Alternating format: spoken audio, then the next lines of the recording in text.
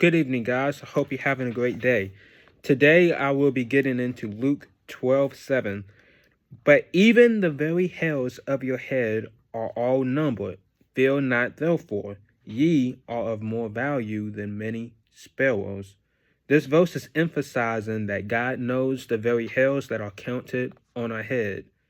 And he also is telling us we are of more value or more thought or more concern than many sparrows.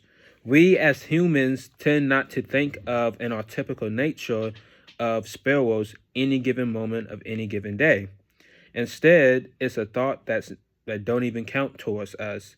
But God, he sees us as more value than any sparrows that are going around, and sparrows are a minor detail to society in which you have to focus one's eyes to highlight upon. And then in the middle of those 2 points, and that verse says, "Fear not, therefore." This is the invitation calling for me, calling for us to open up and to trust God and to live by God. This is a grand assurance and comforter telling us that we can strive to seek to serve him, to learn from him, to be his child, to be his heirs according to his promise, and not have fear, not have trembling, not have discomfort in our hearts in knowing to do so. And then we can also get to the 6th verse that says, "Are not 5 sparrows sold for 2 farthings, and not one of them is forgotten by God?" That is also telling us in the backhand of that God never forgets who we are. God never forgets who we are in anything. Instead, God remembers us in total actuality. And then we can even take an example from Joshua 1:9 that says, "Have I not commanded thee? Be strong and of a good courage, neither be thou dismayed.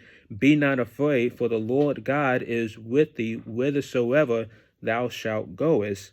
And then we also have verses like, "For we have not been given the spirit of fear, but of power and of love and of a sound mind." We can also take trust and take comforting and take encouragement from these 2 verses, because it tells us that we can have a relationship with the almighty creator that takes notice in the minute details of life, aka all of us put together. And then we can know that he is our comforter. We can also know that he is our present help in all of our troubles.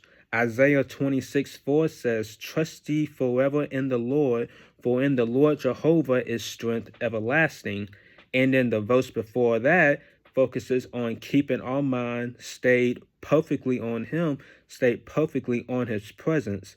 And even when we don't feel all right, or even when we're not doing too hot at the moment, we can always say, "For I praise thee, for I am fearfully and wonderfully made.